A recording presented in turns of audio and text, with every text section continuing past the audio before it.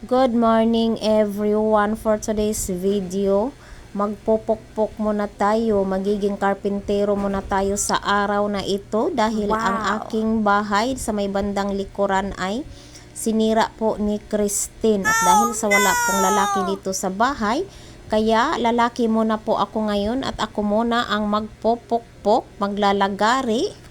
Ayan, kahit hindi naman po tayo ganun kagaling magdukdok gaya ng mga lalaki, siguro may kakayanan din naman po tayong magkukumpuni ng mga maliliit na bagay. Yun lang po yung mga kaya nating gawin. Kaya ganito po yung aking buhay. Kung ano po yung makakaya kong gawin, ginagawa ko po. Hindi na po ako naghihintay na magbayad pa ng mga karpentero. So, nating ikukumpuni para hindi siya tuluyang bumagsak. Ito po ang aking ganap sa araw na ito.